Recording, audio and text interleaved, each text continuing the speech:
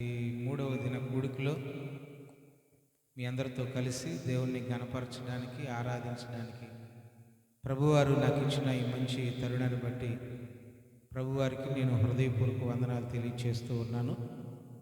అలాగే ఈ కూడికలను ఏర్పాటు చేసి మరి సంఘమును, చుట్టుపక్కల విశ్వాసులను ఆత్మలో వర్ధిల్లింపు చేయాలనే ఆలోచనతో దేవుడు వారికి ఇచ్చిన ఆ సంకల్పాన్ని బట్టి ఈ యొక్క 3 దినాలు కూడికలు ఏర్పాటు చేసిన మరి భూషణం అయ్యగారికి, అలాగే మరి ఈ యొక్క సంఘం మరి పునాది వేసిన తల్లిగారు మరి భాగ్యమ్మ గారికి నన్ను ప్రేమతో ఆహ్వానించినందుకు వారికి హృదయపూర్వక వందనాలు తెలియచేస్తూ ఉన్నాను.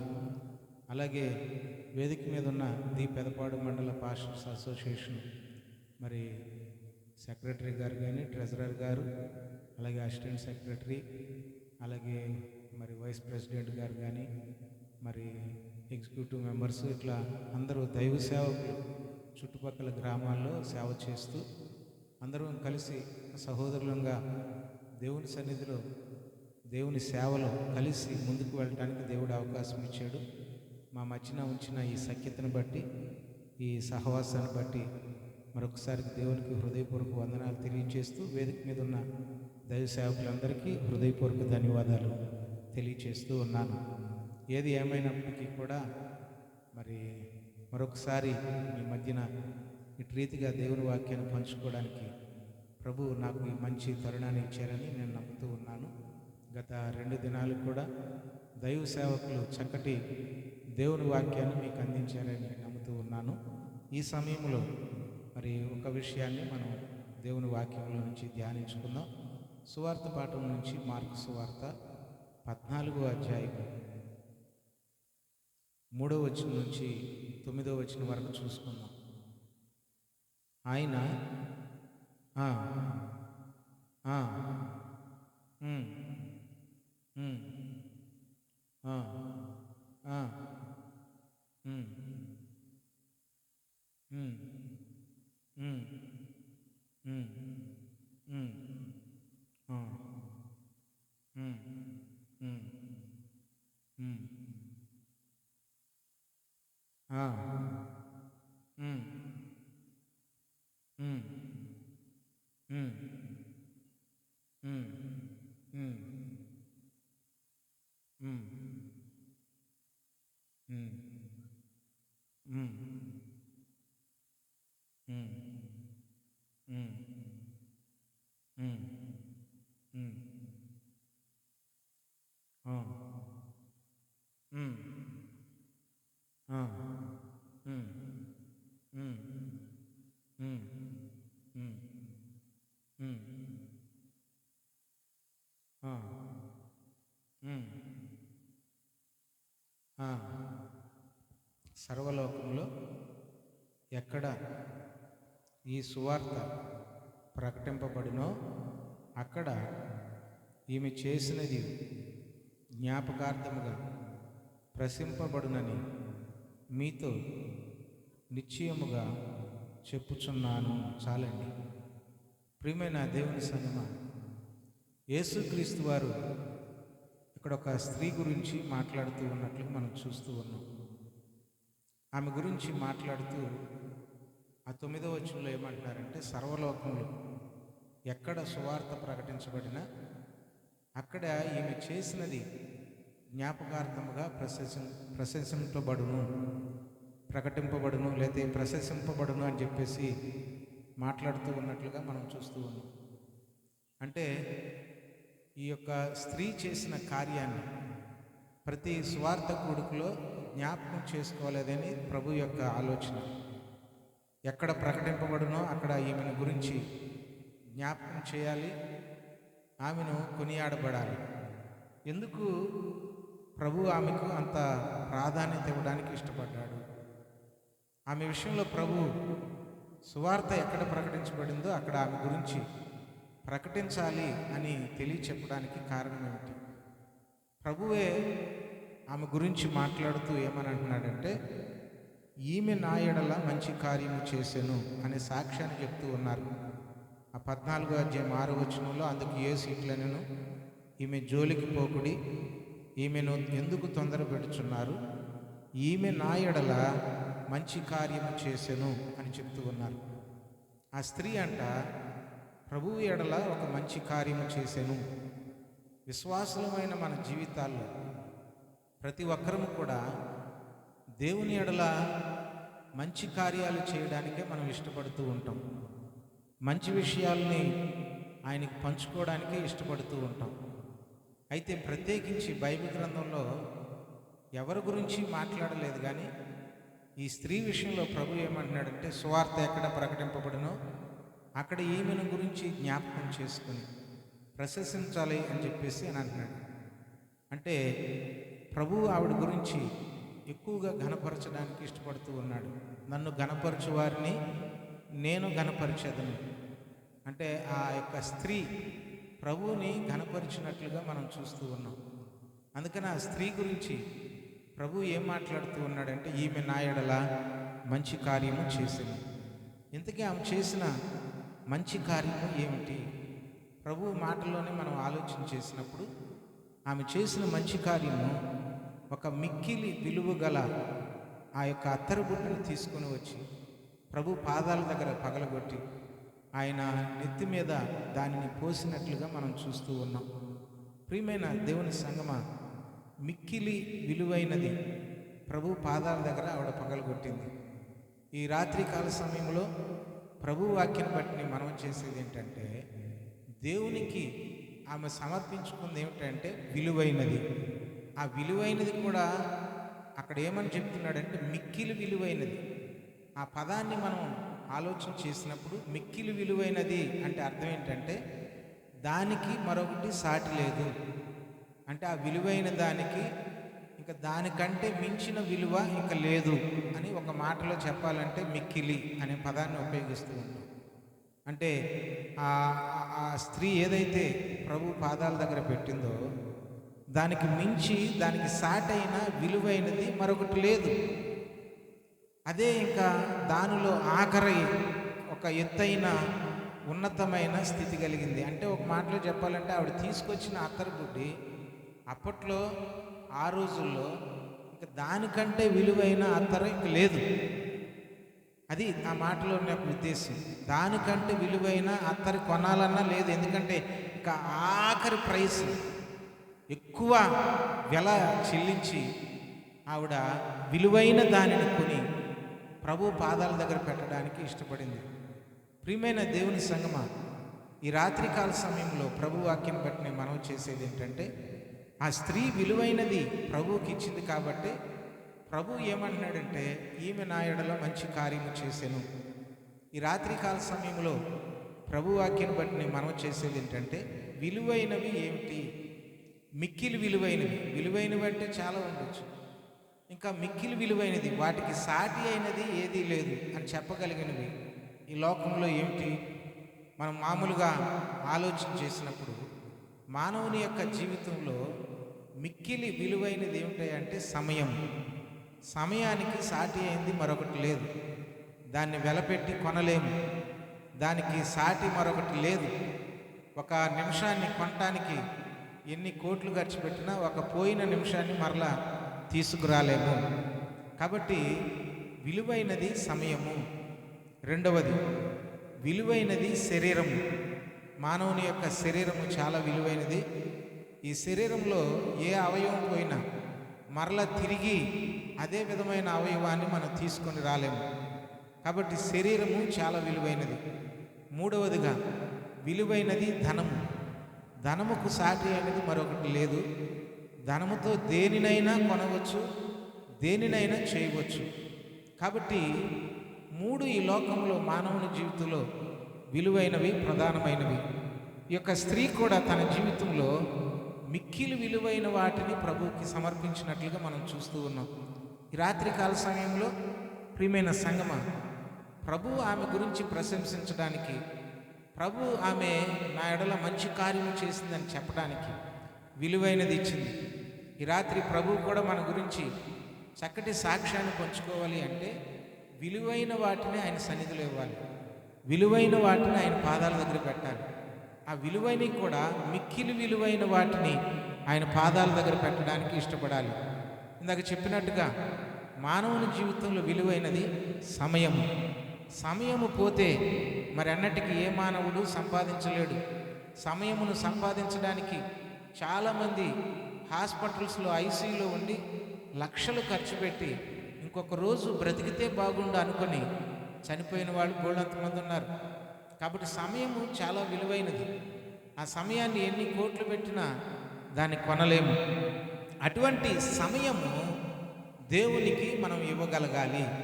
విలువైన సమయాన్ని దేవుని సన్నిధిలో ఎప్పుడైతే ఇస్తామో దేవుడు మనల్ని ఆశీర్వదించడానికి ఇష్టపడతాడు. అందుకనే బైబిల్ గ్రంథంలో ఏమని చెప్తూ ఉంటాడంటే, ఒక దినము దేవుని సన్నిధిలో గనుపుట 1000 దినముల కంటే శ్రేష్టమైనది.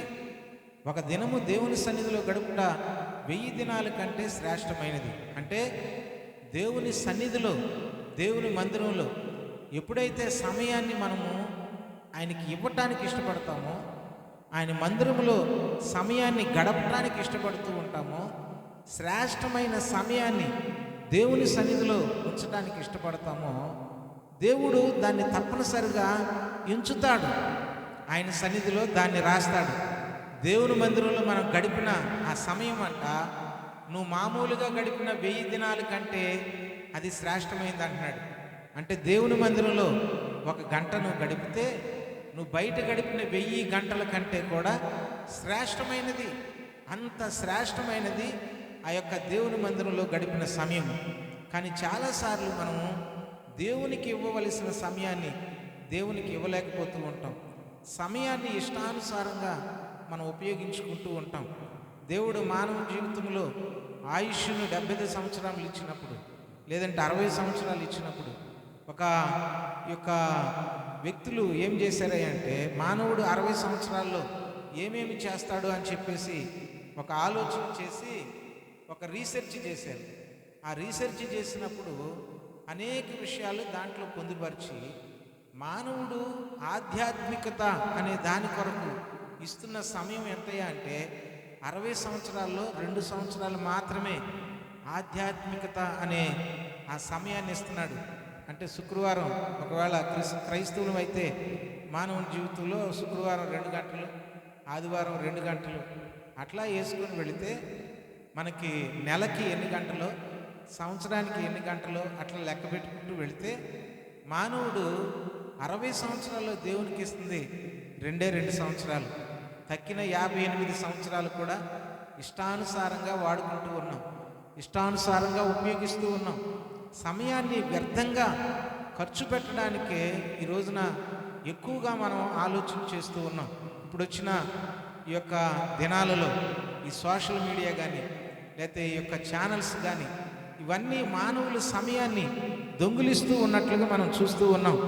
మానవ సమయాన్ని దొంగిలించి దేవునికి ఇవ్వవలసిన ఆ మిక్కిలి విలువైన సమయాన్ని కూడా మానవుడు దేవునికి ఇవ్వలేని స్థితిలో మనం చూస్తూ ఉన్నాం. అందుకనే బైబిల్ గ్రంథంలో సొలొమోను భక్తుడు ప్రసంగి గ్రంథము 3వ అధ్యాయము 1వ వచనం మనం చూసినప్పుడు, 3వ అధ్యాయం 1వ వచనం ప్రసంగి గ్రంథం,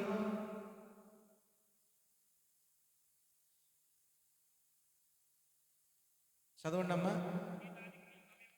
ప్రతిదానికి సమయము కలదు, ఆకాశము క్రింద ప్రతి ప్రయత్నమునకు సమయము కలదు అని చెప్పుకుంటూ వచ్చు.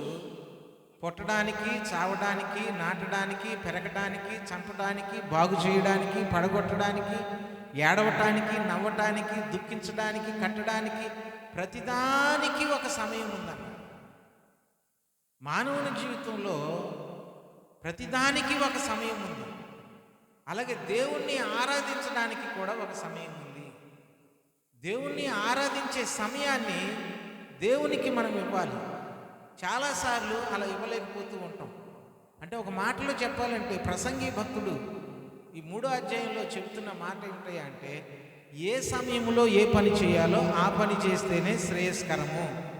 అందుకని ఏమన్నాడంటే, పుట్టడానికి ఒక సమయం ఉంది, చనిపోవడానికి ఒక సమయం ఉంది, నాటడానికి ఒక సమయం ఉంది, పెరగడానికి ఒక సమయం ఉంది, బాగు చేయడానికి ఒక సమయం ఉంది, పడగొట్టడానికి, కట్టడానికి, ప్రతిదానికి ఒక సమయం ఉందండి.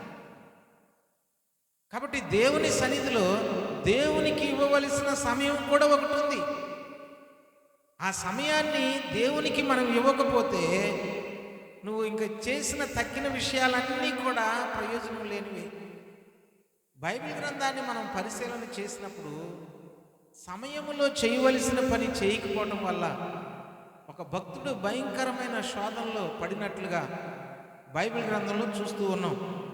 రాజుల ఆ యొక్క సమూయేలు 2వ గ్రంథము 11వ అధ్యాయము 1వ వచనం మనం పరిశీలన చేసినప్పుడు, వసంతకాలమున రాజులు యుద్ధమునకు బయలుదేరు సమయమున, చాలండి, వసంతకాలములో రాజులందరూ కూడా యుద్ధాలకు వెళ్ళే సమయం అంటాయి. ఆ యుద్ధాలకు వెళ్ళే సమయంలో దావీదు యోవాబును అతని వారిని ఇశ్రాయేలీయులందరినీ పంపగా వారు అమ్మోనీయులను సంహరించి రబ్బా పట్టణమును ముట్టడి వేసిరి. అయితే దావీదు యెరూషలేమునందు నిలిచెను. దావీదు పరిపాలనలో దావీదు యొక్క ఆ యొక్క సైన్యమంతా కూడా యుద్ధకాలములో యుద్ధ సమయాన్న యుద్ధానికి వెళ్ళి యుద్ధం చేస్తూ ఒక పట్టణాన్ని ముట్టడి వేసి ఉంటే రాజుగారు ఎక్కడ ఉండాలి? యుద్ధం దగ్గర ఉండాలి. కానీ రాజుగారు ఎక్కడున్నాడు? ఇంటి దగ్గర ఉన్నాడు.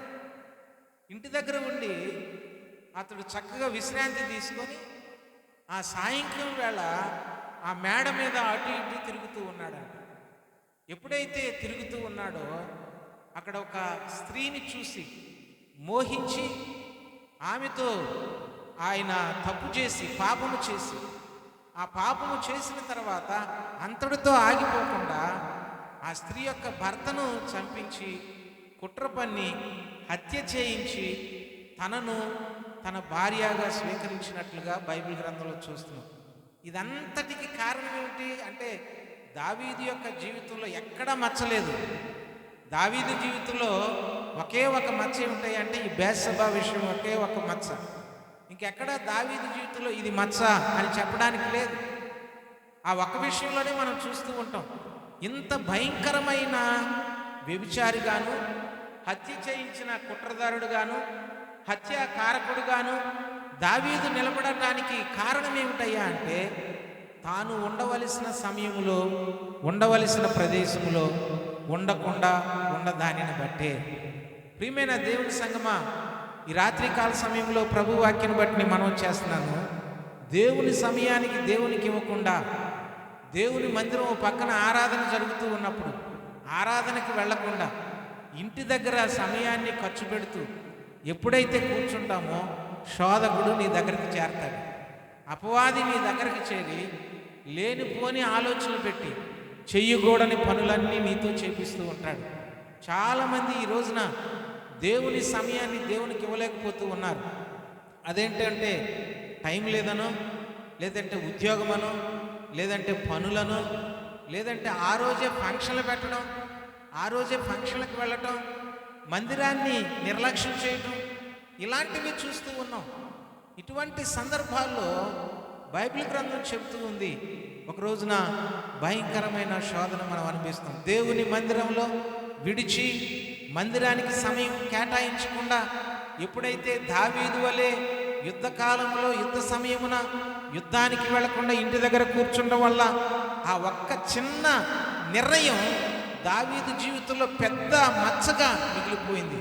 ఈ రాత్రి ప్రియమైన దేవుని సంగమా, మనం కూడా చాలాసార్లు ఒకవేళ దావీదు వలె ఏముందలే ఈ ఒక్క రాత్రే కదా, లేకపోతే ఈ ఒక్క ఆదివారమే కదా, లేకపోతే ఈ ఒక్క బుధవారమే కదా, ఈ ఒక్క శుక్రవారమే కదా, మనం వెళ్ళకపోతే ఏమవుతులే, ఇంటి దగ్గర కూర్చుందామని ఎప్పుడైతే నువ్వు ఆలోచన చేస్తావో అపవాది అప్పుడే నీ దగ్గరకు వస్తాడు. వాడు నీ ఆలోచనల్ని, నీ శరీరాన్ని, నీ తలంపులను వాడు ఆధీనంలోకి తీసుకుని కొన్నిసార్లు భయంకరమైన శోధనలోకి మనం పడిపోతూ ఉంటాం. ఒకసారి ఈ మధ్య ఒకసారి సాక్ష్యాన్ని విన్నా. ఒకసారి ఒక ఆ సహోదరి ఆదివారం రోజున మందిరానికి రాకుండా ఏదో ఫంక్షన్ పెట్టారని చెప్పేసి ఆవిడ మందిరానికి బయలుదేరింది కూడా టైం అయిపోయింది ఫంక్షన్కి అని చెప్పేసి ఆ యొక్క ఆటోలో బయలుదేరి వెళుతూ ఉందంట. ఆటోలో బయలుదేరి వెళుతూ ఉంటే మార్గ మధ్యంలో ఏం జరిగిందయ్యా అంటే ఒక భయంకరమైన యాక్సిడెంట్ ఆ సహోదరి పొందుకుంది.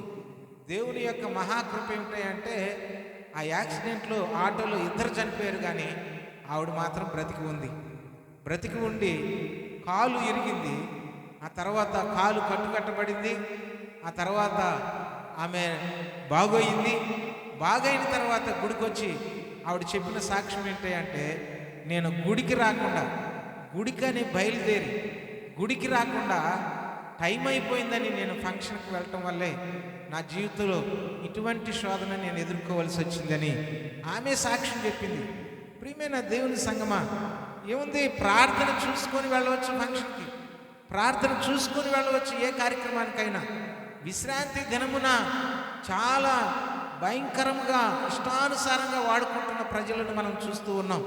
కానీ ఆదివారం ఆరాధన కానీ విశ్రాంతి దినము కానీ విడిచిపెట్టకుండా దాన్ని జాగ్రత్తగా ఆచరించాలనేది బైబిల్ గ్రంథం చెప్తూ ఉన్న స్పష్టమైన ఆజ్ఞ. యేసుక్రీస్తు వారు ఏ దేవుడైతే నా దేవుడని మనం ఆరాధిస్తున్నామో, ఏ దేవుడైతే నా యొక్క రక్షకుడు అని మనం చెబుతూ ఉన్నామో, ఆ యేసుక్రీస్తు వారికున్న ఒక మంచి లక్షణం ఏమిటయ్యా అంటే ఆయన విశ్రాంతి దినాన మానకుండా మందిరానికి వెళ్ళే అలవాటు ఆయనకు ఉందంట. చూడండి, లోకా సువార్త 4వ అధ్యాయం 16వ వచనం చూడండి. లోకా సువార్త 4వ అధ్యాయం 16వ వచనం. తరువాత ఆయన తాను పెరిగిన నజరేతునకు వచ్చెను, తన వాడుక చొప్పున ఆ విశ్రాంతి దినమునందు సమాజ మందిరములోనికి వెళ్ళి చదువుటకై నిలుచుండగా. చాలండి, తన వాడుక చొప్పున. వాడుకంటే అలవాటు. యేసుక్రీస్తుకు ఒక అలవాటు ఉందంట. అదేమిటంటే విశ్రాంతి దినమున సమాజ మందిరమునకు వెళ్ళే అలవాటు. ఎవరినైతే నువ్వు రక్షకుడని ఆరాధిస్తూ ఉన్నావో, ఎవరినైతే నువ్వు రక్షకుడు, నా దేవుడు, నా యేసయ్య అని నువ్వు సేవిస్తున్నావో, ఆ ప్రభువే శరీరధారిగా ఉన్న 33.5 సంవత్సరాల్లో విశ్రాంతి దానాన్ని తూచా తప్పకుండా ఆచరించిన వాడు ఆయన. విశ్రాంతి దినాన్ని మందిరం మానకుండా వెళ్ళిన వాడు ఆయన. మరి ఈ రోజున మనము ఆయనను ఆరాధిస్తూ ఆయనను సేవిస్తూ ఆయన ఒక మాదిరి మనకు ఉంచి వెళ్ళిపోయి ఉండగా, మనం ఈ రోజున ఆదివారం కానీ శుక్రవారం కానీ ప్రార్థనా సమయాలు కానీ దేవుని సన్నిధిలో సమయము కేటాయించడానికి మనము కష్టపడిపోతూ ఉన్నాం. ఇందాక మీకు చెప్పినట్లుగా ఆదివారం ఆరాధన ఉండి ఏదైనా ఫంక్షన్ ఉంటే దేనికి ప్రాధాన్యత ఇస్తామయ్యా అంటే ఆరాధన కంటే కొన్నిసార్లు ఫంక్షన్కే ప్రాధాన్యత ఇస్తూ ఉంటాం. ఆరాధన కంటే ఆ యొక్క శుభకార్యానికి వెళ్ళటానికి ఇష్టపడుతూ ఉంటాం. ప్రియమైన దేవుని సంగమా, ఈ రాత్రికాల సమయంలో ప్రభు వాక్యాన్ని బట్టి మనం చేస్తున్నాను. ప్రతిదానికి ఒక సమయము కలదు అని ప్రసంగి భక్తుడు అంటూ ఉన్నాడు. సమయము చాలా విలువైనది. విలువైన సమయాన్ని దేవుని కొరకు మనం ఖర్చు పెట్టాలి. ఎప్పుడైతే విలువైన సమయాన్ని నువ్వు ఖర్చు పెట్టగలుగుతావో, దేవుడు తప్పనిసరిగా నిన్ను జ్ఞాపకం చేసుకుంటాడు, నిన్ను ఆశీర్వదిస్తాడు, నిన్ను దీవిస్తాడు. అందుకనే కీర్తనకారుడు ఏమంటాడంటే, భక్తిహీనుల గుడారములో నివసించడము కంటే నా దేవుని మందిర ద్వారము యొద్ద నివసించుట నాకు మేలు అని అంటాడు. అంటే గుడి మానేసి వాళ్ళ దగ్గర వీళ్ళ దగ్గర కూర్చొని కబుర్లు చెప్పడం కంటే, పనికిమాలిన కబుర్లు చెప్పడం కంటే, నా దేవుని మందిరం ఆ తలుపు దగ్గర కూర్చున్నా నాకు మేలే అంటాడు. నా దేవుని మందిరం యొక్క ఆ ద్వారం దగ్గర కూర్చున్నా నాకు ఆశీర్వాదమే అని అంటాడు. కాబట్టి ప్రియమైన దేవుని సంగమా, ఈ రాత్రికాల సమయంలో ప్రభు వాక్యం బట్టి మనం చేస్తున్నాను. ఒకవేళ నువ్వు దేవునికి ఇవ్వవలసిన సమయాన్ని దేవునికి ఇవ్వకుండా నువ్వు దొంగిలిస్తూ ఉంటే, దయచేసి ఈ రాత్రి ఒక మంచి నిర్ణయం తీసుకో. దేవుని సమయాన్ని దేవునికి ఇవ్వడానికి ప్రయత్నం చేయి. ఆయన మందిరానికి ఇవ్వాల్సిన సమయం మందిరానికి ఇవ్వడానికి ప్రయత్నం చేయి. రెండవదిగా, సమయము చాలా విలువైనది. అది ప్రార్థించడానికి మనం ఖర్చు పెట్టాలి. ప్రార్థనకు సమయాన్ని కేటాయించాలి. ఒకటి, గుడికి సమయాన్ని కేటాయించాలి. రెండవది, ప్రార్థనకు సమయాన్ని కేటాయించాలి. బైబిల్ గ్రంథాన్ని మనం పరిశీలన చేసినప్పుడు సమయమందును అసమయమందును మనం ప్రతి నిమిషంలోనూ ప్రతి సమయంలోనూ ప్రార్థన చేయవచ్చు. కాబట్టి బైబిల్ గ్రంథాన్ని మనం పరిశీలన చేసినప్పుడు భక్తిపరులు ఎవరైతే అబ్రహాము దగ్గర నుంచి అలాగే పాత నిబంధన గ్రంథంలో క్రొత్త నిబంధన గ్రంథంలో ఉన్న భక్తులందరూ కూడా వారి జీవితాల్లో ప్రార్థనకు ఎక్కువ సమయాన్ని కేటాయించినట్టుగా మనం చూస్తాం. యెహోషువ ప్రార్థనాపరుడు, మోషే ప్రార్థనాపరుడు, అలాగే అబ్రహాము ప్రార్థనాపరుడు, అలాగే దానియేలు ప్రార్థనాపరుడు, దావీదు ప్రార్థనాపరుడు. దానియేలు రోజుకు 3 సార్లు ప్రార్థించినట్లుగా చూస్తున్నాం. దావీదు రోజుకు 7 మార్లు స్తుతించి 3 సార్లు ప్రార్థన చేశాడంట. మరి వీళ్ళందరూ పరిపాలకులు, చాలా ఉన్నతమైన పదవుల్లో ఉన్నవారు. మనకి చిన్న ఉద్యోగం ఉంటేనే గుడికి రావడానికి కుదరట్లేదు అని అంటున్నాం. ఒకసారి ఇట్లాగే మా ట్రైనింగ్ అవుతున్నప్పుడు మా గురువు గారు ఒక మాట చెప్పారు. ఆయన మందిరానికి ఒక వ్యక్తి వస్తూ ఉండేవాడంట. చిన్నగా ఉద్యోగంలో జాయిన్ అయ్యాడు, కుటుంబంగా గుడికి రావడం మొదలుపెట్టాడు. ఒకసారి అతనికి ప్రమోషన్ లిస్టులో ఆ యొక్క టెస్ట్ జరుగుతూ ఉన్నప్పుడు సంఘం అంతటిని ప్రార్థన చేయమన్నాడంట. అయ్యగారు టెస్ట్ గురించి ప్రార్థన చేయండి, నేను ప్రమోషన్లో నేను ఎదగాలని చెప్పేసి సంఘం అంతా ప్రార్థన చేసింది. అయ్యగారు కూడా ప్రార్థన చేశారు. దేవుని కృపను బట్టి ఆ టెస్ట్లో పాస్ అయ్యాడు. అతడు ఆ యొక్క ఉద్యోగంలో నుంచి మరలా ప్రమోషన్ అయ్యాడు. మరలా 1 సంవత్సరం తర్వాత మరొక ప్రమోషన్ లిస్టులో అతని పేరు వచ్చి టెస్ట్ పరీక్ష రాయాలన్నప్పుడు మరలా సంఘమంతటిని ప్రార్థన చేయమన్నప్పుడు సంఘమంతా అతని గురించి ప్రార్థన చేసిందంట. ఇప్పుడు అతడు ఒక అధికారి కిందకి వెళ్ళాడు. మరలా ఒక 5 సంవత్సరాల తర్వాత మరలా ప్రార్థన ప్రమోషన్ లిస్ట్ కోసం అందరూ ప్రార్థన చేశారు. అతడు జిల్లా అధికారి అయ్యాడంట. ఆ అధికారి అయిన తర్వాత అక్కడి నుంచి అతడు ట్రాన్స్ఫర్ అయ్యి వేరే ఊరికి వెళ్ళినట్లుగా మనం చూస్తున్నాం. ఆ వెళ్ళిన తర్వాత ఒక రోజున మా గురువు గారు ఆ యొక్క ఊరు ప్రయాణంలో వెళుతూ మార్గ మధ్యలో ఆ ఇంటికి వెళదామని చెప్పేసి వెళ్ళి ఆ ఇంటి దగ్గరికి వెళ్ళినప్పుడు ఆ యొక్క ఆ యజమానురాలు అతని భార్య, ఆ అధికారి యొక్క భార్య అయ్యగారిని పిలిచి లోపల కూర్చోబెట్టి, అమ్మాయి ఎట్లా ఉన్నారు, అందరూ బాగున్నారా, అంతా క్షేమేనంటే అంతా బాగానే ఉన్నాయి గారు, పిల్లలందరూ బాగానే ఉన్నామని చెప్పేసినప్పుడు, అమ్మాయి ఇక్కడ మరి ఏ గుడికి వెళ్తున్నారు అని చెప్పేసి అని అడిగారంట. ఎక్కడ అయ్యారండి, అసలు గుడికి వెళ్ళటానికి ఖాళీ లేదు, చాలా కష్టంగా ఉంది అని చెప్పేసి అని అందంట. ఈలోపు ఆయన కూడా లేటుగా 1 గంట తర్వాత వచ్చాడు. ఆ మాట ఈ మాట చెప్పుకున్న తర్వాత ఆయన ఆ యొక్క వ్యక్తిని అడిగారంట, అయ్యగారు అయ్యా నువ్వు మరి గుడికి వెళుతున్నావా అని చెప్పేసి. అంటే ఎక్కడ కుదురుతుంది అయ్యగారు, నేను ఆఫీసర్ అయిన తర్వాత నాకు పనులే సరిపోతున్నాయి, గుడికి వెళ్ళటానికి కుదరట్లేదు, కాబట్టి దయచేసి నా గురించి ప్రార్థన చేయండి, గుడికి వెళ్ళటానికి దేవుడు అవకాశం ఇవ్వాలని చెప్పేసి. అప్పుడు అయ్యగారు అన్నాడంట, అంటే ఆయనకి ఈయనకున్న చనువుతో ఏమని ప్రార్థన చేయమంటావు అంటే, నీ ప్రమోషన్ పోతే కానీ నువ్వు గుడికి వెళ్ళు. నువ్వు గుడికి వెళ్ళాలంటే ఏం చేయాలి, నీ ప్రమోషన్ పోవాలి. నీ ప్రమోషన్ అవుతూ ఉన్న కొద్దికి నీకు సమయం లేదంటున్నావు, దేవుడి గుడికి వెళ్ళడానికి లేదంటున్నావు, ఇంకా అయ్యగారు ఏమని ప్రార్థన చేయాలి నీ గురించి, అయ్యా ఈయనకి ప్రమోషన్ రావడం వల్ల గుడికి రాలేకపోతున్నాడు కాబట్టి ప్రమోషన్ వద్దు నాయన అని ప్రార్థన చేయాలి. ఈరోజున చాలామంది వారి జీవితాల్లో దేవుడు ఆశీర్వదించిన కొలది దేవునికి దూరం అవుతున్నారు తప్ప దేవునికి దగ్గర అవట్లేదు. దేవుని సమయాన్ని దేవునికి ఇవ్వలేని దుస్థితి ఈ రోజున మనం చూస్తూ ఉన్నాం. ప్రార్థనకు సమయాన్ని కేటాయించలేని స్థితి. దావీదు మహారాజు అయ్యుండి అంత ఉన్నతమైన అధికారులు ఉన్న దావీదు కూడా రోజుకు 3 సార్లు, రోజుకు 7 సార్లు దేవుని సన్నిధిలో 7 సార్లు స్తుతించడం, 3 సార్లు ప్రార్థించడం చేశాడు. దానియేలు ఆ బబులోను సామ్రాజ్యం అంతట్లో కూడా ఎంతో ఉన్నతమైన అధికారంలో ఉండి కూడా దానియేలు రోజుకు 3 సార్లు తన ప్రార్థనా జీవితాన్ని విడిచిపెట్టలేదు. అవసరమైతే ఆ యొక్క ప్రార్థనా జీవితం గురించి మనం చూసినప్పుడు ఆ దేశంలో ఒక ఆజ్ఞ జారీ అయింది. ఎవడైనాను యెహోవా దేవుణ్ణి ఆరాధించిన ఎడల, అతన్ని స్తుతించిన ఎడల, ఇదిగో అతన్ని సింహపు బోనుల్లో వేయబడుతుంది అని చెప్పేసి అన్నప్పుడు కూడా దానియేలు ప్రార్థన మానలేదు. దేవునికి ఇవ్వాల్సిన సమయాన్ని ఈరోజున మనకు అవకాశం దొరకాలే కానీ గుడి మానేయడానికి. మొన్న పోయిన ఆదివారం అనుకుంటా పెద్ద వర్షం వచ్చింది కదా, ఆదివారం కరెక్ట్గా ఆరాధన సమయంలో. ఆ ఆదివారం సమయంలో వర్షం వచ్చేసరికి అసలు గుళ్ళో జనాలే లేరు. గుళ్ళో జనాలే లేరు. ఇది ఆ చిన్న వర్షానికి ఒక అరగంట కురిసిందేమో, తర్వాత వెలిసిపోయింది. ఆ మొక్క మొలిసే వర్షం కూడా కాదు, గుళ్ళో జనాలు లేరు అసలుకి. అంటే చాలాసార్లు మనం దేవుని సన్నిధిలో మనకు అవకాశం దొరకాలే కానీ గుడి తొందరగా మానేసే ప్రయత్నం చేస్తున్నాం. కానీ దానియేలుకి అవకాశం ఉన్నా కూడా ప్రాణాపాయం వచ్చినా ప్రార్థన మానటానికి ఇష్టపడలేదు. సమయానికి దేవునికి ఇవ్వడానికే ఇష్టపడ్డాడు. ప్రియమైన దేవుని సంగమా, ప్రాణము పోయినా దేవుని సన్నిధిలో దేవుని సమయాన్ని దేవునికి కేటాయించాలి. అటువంటి ఆధ్యాత్మిక జీవితంలో మనం ఉండాలి.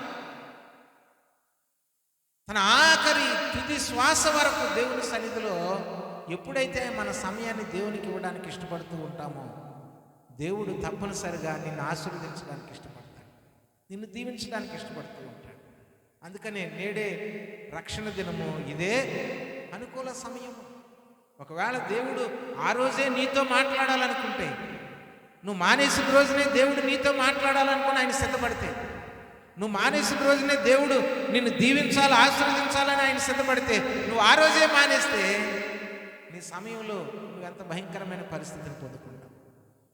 కాబట్టి ప్రియమైన దేవుని సంగమా, దావీదు సమయములో, ఏ సమయంలో చేయవలసిన పని ఆ సమయంలో చేయక దానిని బట్టే తన జీవితంలో భయంకరమైన శోధనలో పడిపోయాడు. ఈ రాత్రి సంగమా, దేవుని సన్నిధిలో పాటలు పాడుతూ ఉండగా, ఆరాధన జరుగుతూ ఉండగా, దయచేసి ఇంటి దగ్గర కూర్చొని టీవీల దగ్గర కానీ, లేకపోతే ఇంటి దగ్గర కూర్చొని ఆళ్ళతో వీళ్ళతో కబుర్లు కానీ మాట్లాడుతూ ఉంటే ఒక రోజున దేవునికి లెక్క అప్పచెప్పవలసిన అవసరం ఉంటుందనే విషయాన్ని దైవ సేవకుడిగా మీకు మనవి చేస్తూ ఉన్నాను. కాబట్టి సమయము చాలా విలువైనది. అది దేవునికి మనము శ్రేష్టమైనది ఆయనకి ఇవ్వాలి. శ్రేష్టమైన సమయాన్ని ఉదయాన్నే లేవగానే మొదటి సమయము దేవునికి, ఆఖరణ పడుకునేటప్పుడు ఆఖరి సమయము దేవునికి. మొదట లేవగానే దేవునితో మాట్లాడాలా, ఆఖరిగా పడుకునేటప్పుడు దేవునితో మాట్లాడాలి, పడుకోవాలి. దేవుని సమయాన్ని దేవునికి లెక్కించాలి. రెండవదిగా శరీరము చాలా విలువైనది. ఈ శరీరములో ఏ అవయవం కొన్నా ఇది మరలా కొనలేము, మరలా అలాంటి అవయవాన్ని మనము తీసుకొని రాలేము, దాన్ని తయారు చేయలేము. ప్రియమైన దేవుని సంగమా, అందుకంటే శరీరము చాలా విలువైనది. అది దేవునికి మనం సమర్పించుకోవాలి. అందుకనే రోమిలకు రాసిన పత్రికలో అపోస్తలుడైన పౌలు భక్తుడు 12వ అధ్యాయంలో ఏమనంటాడంటే, 12వ అధ్యాయం మొదటి వచనం, కాబట్టి సహోదరులారా, పరిశుద్ధమును దేవునికి అనుకూలమునైన సజీవ యాగముగా మీ శరీరములను ఆయనకు సమర్పించుకొనుడని దేవుని వాత్సల్యమును బట్టి మిమ్మును బతిమాలు కొనుచున్నాను. ఇట్టి సేవ మీకు యుక్తమైనది. ఎట్టి సేవ? ఇట్టి సేవ అంటున్నాడు. ఏంటిదంట ఇట్టి సేవ? మీ శరీరములను సజీవ యాగముగా ఆయనకు సమర్పించుకుంటాను. నేను దేవుని సేవ చేస్తున్నానని నేను అనుకోవచ్చు, దైవ సేవకుడిగా నేను దేవుని సేవ చేస్తున్నాను అని. అలాగే కొంతమంది గుడి ఊడ్చి అదొక సేవగా, ఇది దేవుని సేవ అనుకుంటారు. లేకపోతే చేపలు వేయటం దేవుని సేవ అనుకుంటారు, కుర్చీలు వేయటం దేవుని సేవ అనుకుంటారు, పాటలు పాడటం దేవుని సేవ అనుకుంటారు, కానుకలు పట్టడం దేవుని సేవ అనుకుంటారు, వచ్చిన సేవకులకు వంట చేయడం దేవుని సేవ అనుకుంటారు. సేవలో చాలా రకాలు ఉన్నాయి, సేవలో చాలా విధానాలు ఉన్నాయి. కానీ ఈ సేవలన్నిటిలో కంటే యుక్తమైన సేవ ఏంటంట? శరీరమును దేవునికి సమర్పించుకుంటా. దేవునికి స్తోత్రం, హల్లెలూయా.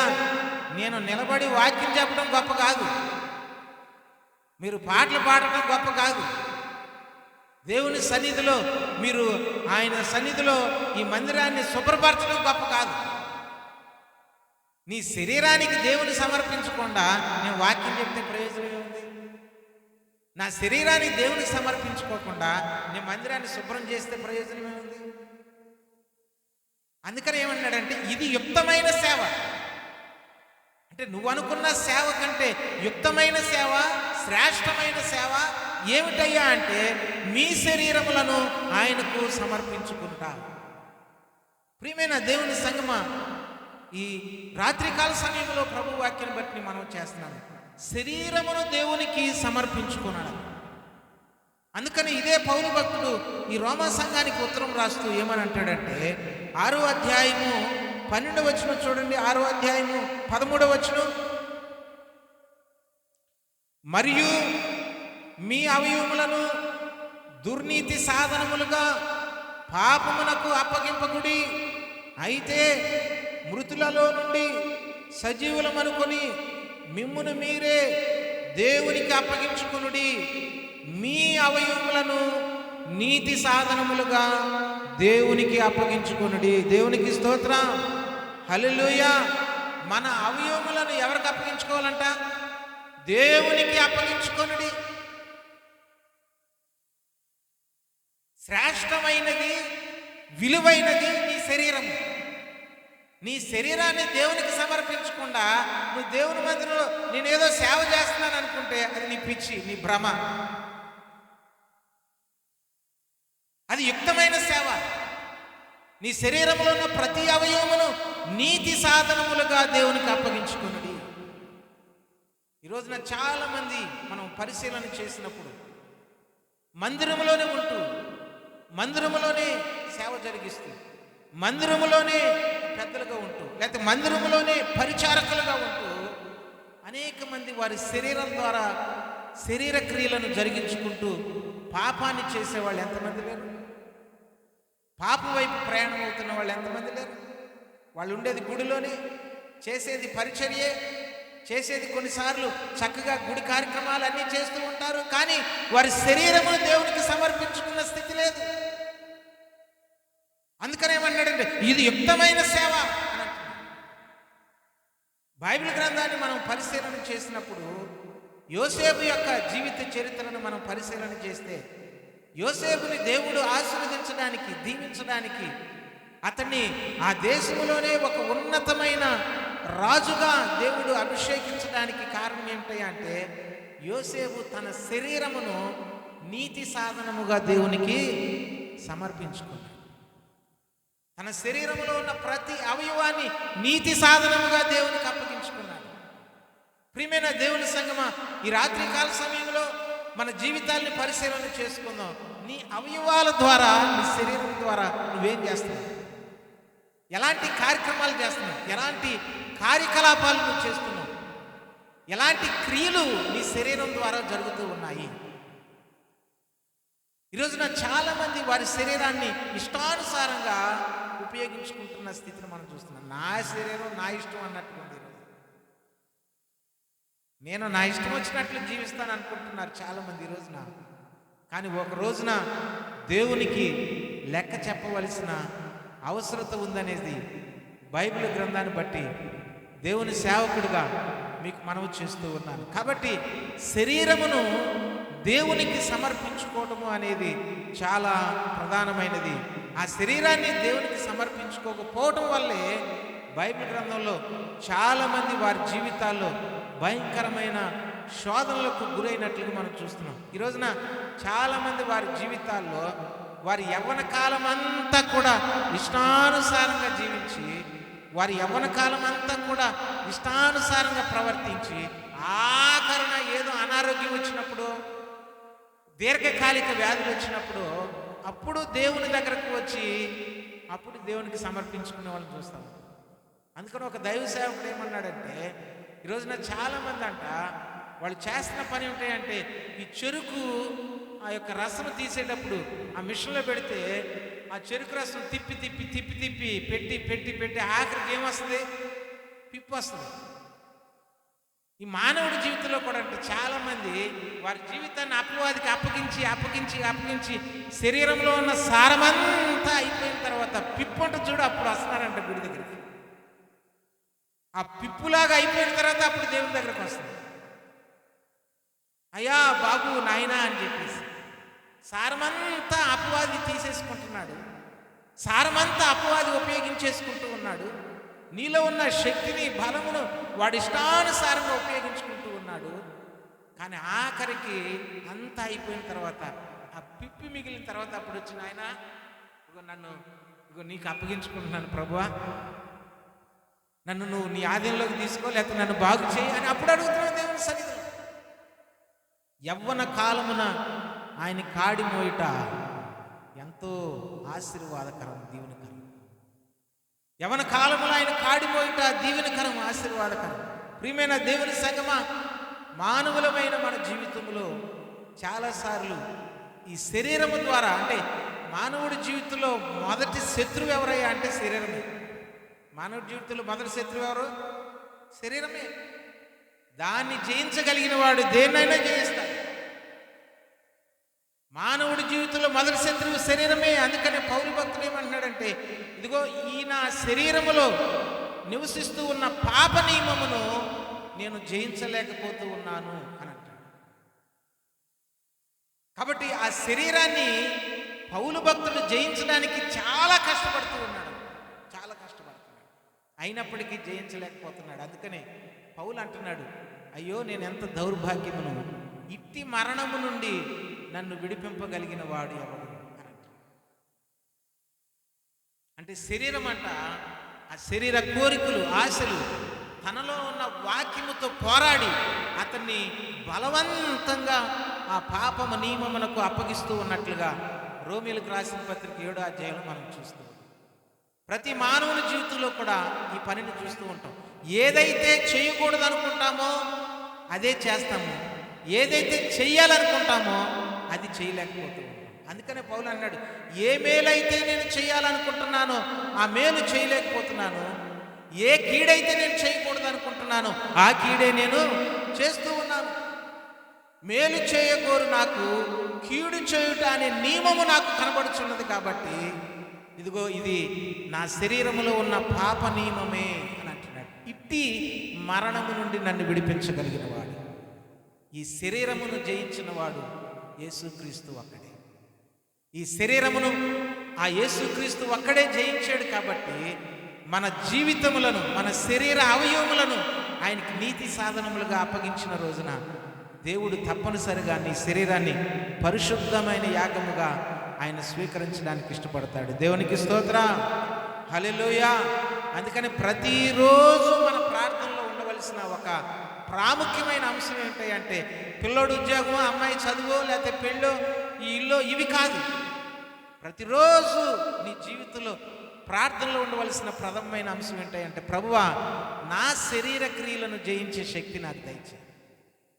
నా శరీరమును నీకు అప్పగిస్తున్నాను ప్రభువా, పరిశుద్ధముగా దీన్ని నువ్వే పవిత్రపరచు, జాగ్రత్తగా దీన్ని నీ దగ్గర క్షేమంగా ఉంచని దేవుని సన్నిధిలో మన శరీరములో ఉన్న ప్రతి అవయమును ఆయనకి సమర్పించుకోవాలి.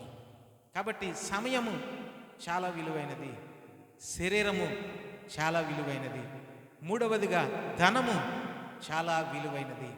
బైబిల్ గ్రంథాన్ని మనం పరిశీలన చేసినప్పుడు ఇందాక చదువుకున్న పాఠ్య భాగంలో ఆ స్త్రీ చేసిన పని ఏంటంటే, మిక్కిలి విలువ కలిగిన అచ్చ జటామాంసి అని చెప్పేసి అత్తరుబుడ్డి ఆమె తీసుకొని వచ్చినట్లుగా మనం చూస్తూ ఉన్నాం. దాని విలువ కూడా కింద ఇచ్చాడు. ఏమని ఇచ్చాడంటే, అది ఇంచుమించు 160 రూపాయలు కావచ్చు. అంటే ఆ రోజుల్లో మొదటి శతాబ్దంలో 160 రూపాయలు అంటే దాని విలువ లెక్క కట్టగలమా? లెక్క కట్టలేం. ఇప్పుడు రోజుల్లో దాన్ని లెక్క కట్టలేం, అంత విలువైనది.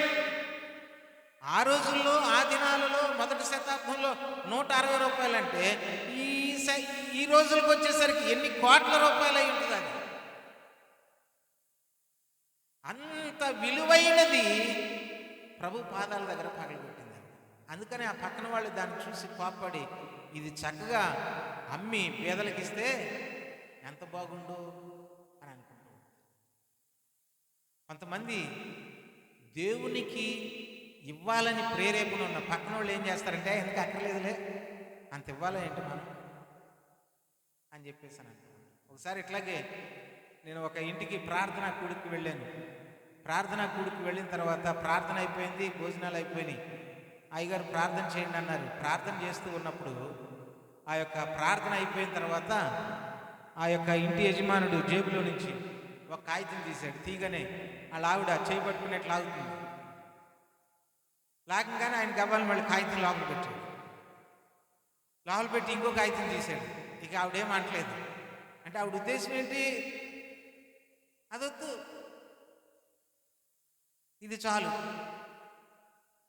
చాలాసార్లు దేవునికి ఇవ్వవలసింది దేవునికి ఇవ్వకుండా మన ఇంట్లో వాళ్ళు ఆపేస్తారు, మన సొంత వాళ్ళే ఆపేస్తారు. అదిగా చాలాసార్లు నేను కొన్నిసార్లు అదే జ్ఞాపకం చేస్తూ ఉంటాను. ఈ లోక సంబంధమైన వాటికి ఖర్చు పెట్టినంతగా దేవునికి వచ్చేసరికి ఖర్చు పెట్టలేకపోతాను.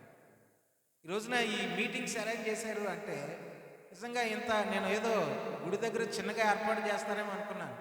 ఇక్కడికి వచ్చి చూసేసరికి భూషణ్ గారు మరి ఆయనకున్న స్థాయిని బట్టి, ఆయనకున్న స్థితిగతులను బట్టి, ఆయనకున్న చిన్న సంఘాన్ని బట్టి ఇంత పెద్ద మీటింగ్ ఏర్పాటు చేయాలంటే చాలా ఖర్చుతో కూడుకున్నది, చాలా ఖర్చుతో కూడుకున్నది. నేను ఆశ్చర్యపోయాడు నిజంగా. భూషణ్ గారు ఇంత ఘనంగా మీటింగ్ ఏర్పాటు చేస్తాడని నేను ఊహించలేదు. మరి ఇంత ఘనంగా ఏర్పాటు చేయాలంటే భూషణ్ గారు ఆయన స్థాయికి, ఆయన పరిస్థితికి ఇది చాలా ఎక్కువ. అయినప్పటికీ దేవుడు ఆయనకి ఇచ్చిన తపన ఏమిటాయంటే నాకున్న దానిలో నుంచే దేవుని సువార్త ప్రకటించబడాలి, దేవుని సువార్త వెదజల్లాలి, 10 మందికి దేవుని వాక్యాన్ని అందజేయాలి. ఆయన గుళ్ళో ఉండి ఆయన వాక్యం చెప్పుకుంటే ఆయన చాలదా? ఇంత ఖర్చు పెట్టి ఈ మీటింగ్స్ పెట్టి ఆయన కష్టపడాలా? ప్రియమైన దేవుని సంగమా, దయచేసి ప్రభు వాక్యం బట్టి మనం చేస్తూ ఉన్నాను. ధనము విలువైనదే, అది ప్రతి ఒక్కరికి అవసరమైనదే. కానీ దేవునికి ఇవ్వటము కూడా చాలా విలువైనది. ఎందుకంటే 10వ భాగము అనేది శ్రేష్టమైనది అంటున్నాడు బైబిల్ గ్రంథం. ప్రథమ ఫలము అనేది శ్రేష్టమైనది అని అంటున్నాడు బైబిల్ గ్రంథం. శ్రేష్టమైన వాటిని దేవునికే మనం ఇవ్వాలి తప్ప మనము ఇష్టానుసారంగా ఉపయోగించుకోవడానికి వీలు లేదు. శ్రేష్టమైన వాటిని దేవునికే ఇవ్వాలి. దేవుని సన్నిధిలో దైవ సేవకులకు ఇవ్వాలి. నువ్వు ఏ సంఘానికి వెళ్తావో, నువ్వు ఏ గుడికి వెళ్తావో, ఎక్కడికి వెళ్ళినా సరే నువ్వు మర్చిపోకుండా చేయవలసింది ఏమిటంటే నీ కష్టార్జితములో నుంచి శ్రేష్టమైనది దేవుని సేవకుడికి నువ్వు ఇవ్వాలి. ఇది బైబిల్ గ్రంథం చెప్తూ ఉన్న సత్యం. కానీ ఈ రోజున చాలామంది వారి జీవితాల్లో దేవునికి ఇవ్వకుండా దానిని కూడా వారే ఉపయోగించుకొని, దానిని కూడా వారే వాడుకొని వారి జీవితాల్లో చాలా ఆశీర్వాదాలు పోగొట్టుకుంటున్నట్లు మనం చూస్తున్నాం. బైబిల్ గ్రంథంలో చాలా వాగ్దానాలు ఉన్నాయి. షరతులతో కూడుకున్న ఒకే ఒక వాగ్దానం ఏంటంటే ఆర్థికపరమైన వాగ్దానం. ఈ ఆర్థికపరమైన వాగ్దానం నువ్వు ఇచ్చినా ఇవ్వకపోయినా నేను ఇస్తాను అనలా బైబిల్ ఎక్కడ. మీరు ఎక్కడైనా చూడండి, మీరు నాకు ఇవ్వకుండా నేను మీకు ఇచ్చేస్తాను రా, మీకు కోట్లు కుమ్మరిస్తానని చెప్పలేదు. బైబిల్ ఏం చెప్పాడంటే మలాకి గ్రంథంలో ఒక మాట అంటాడు, నువ్వు ఇచ్చి నన్ను శోధించినట్లయితే ఆకాశపు వాకిండ్లను విప్పి పట్టజాలనంత విస్తారమైన దీవులను కుమ్మరి. ఇచ్చి అన్నాడు. ఆ మాట చాలా స్పష్టంగా చెప్పాడు ఆయన. చాలా వాగ్దానాలు ఉన్నాయి, కానీ ఆర్థికపరమైన వాగ్దానము షరతుతో కూడుకున్న వాగ్దానం. అదేమిటంటే ముందు నువ్వు గుప్పిలు విప్పాలి, ముందు నువ్వు ఇవ్వటం నేర్చుకోవాలి. నువ్వు ఇచ్చి అప్పుడు దేవుని సన్నిధిని శోధించాలి. ఏదేమంటున్నాడు? నీకు తోచింది కాదు, బైబిల్ గ్రంథం నిర్ణయించింది. మనకు తోచింది ఇవ్వటం వేరు, బైబిల్ గ్రంథం నిర్ణయించింది ఇవ్వటం వేరు. అందుకనే యేసుక్రీస్తు వారు ఒకసారి ఒక కుష్ఠరోగి బాగుపడిన తర్వాత ఆయన దగ్గరకు వస్తే మోషే నియమించిన ధర్మశాస్త్ర ప్రకారం మోషే నియమించిన కానుకను వెళ్ళిన యాజకునికి సమర్పించి కనపరుచుకుని వెళ్ళమన్నాడు.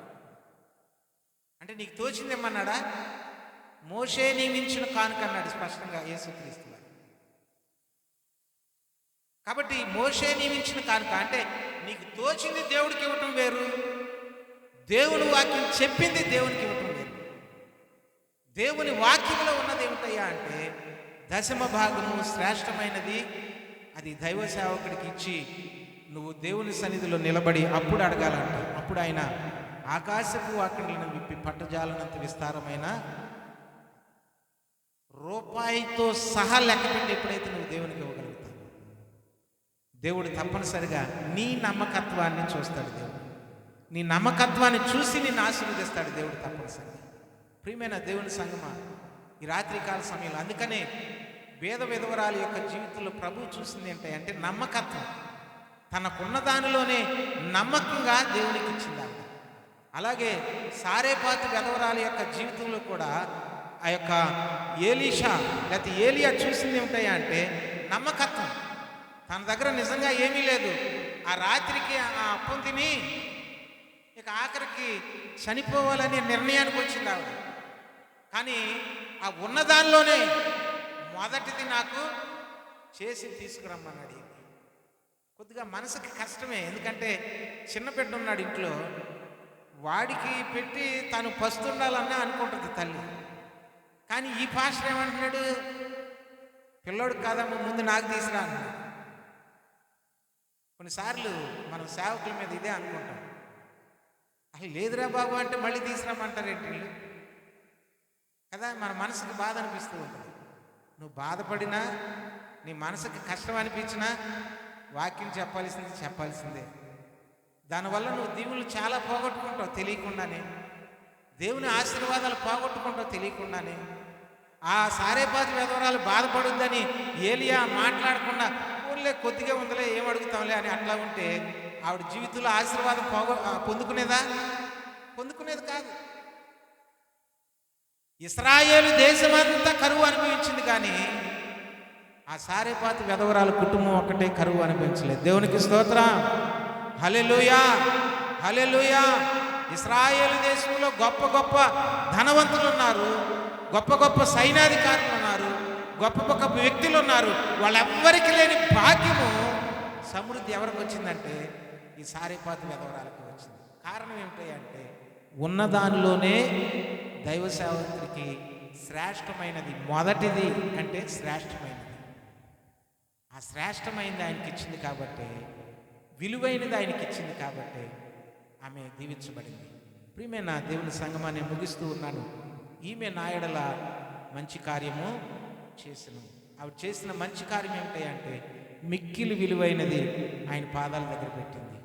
ఆమె మిక్కిలి విలువైంది ఆ రోజుల్లో ఆయన పాదాల దగ్గర పెట్టింది. ఈ రోజుల్లో మనకి విలువైంది ఏంటంటే సమయం, మనకి విలువైంది ఏమిటంటే మన శరీరం, మనకి విలువైంది ఏమిటంటే ధనము. ఈ మూడింటిని ఎప్పుడైతే ప్రభు పాదాల దగ్గర నువ్వు ఉంచగలుగుతావో దేవుడు కూడా తప్పనిసరిగా నిన్ను జ్ఞాపకం చేసుకుంటాడు, నీ గురించి చక్కటి సాక్ష్యాన్ని తెలియజేస్తాడు. అట్టి కృప దేవుడు మీకును మీ కుటుంబాలకి అనుగ్రహించాలని కోరుకుంటూ ఈ మాటలు ముగిస్తున్నాను. దేవుడి కొద్ది మాటలు దీవించును గాక. మరొకసారి నన్ను ఆహ్వానించి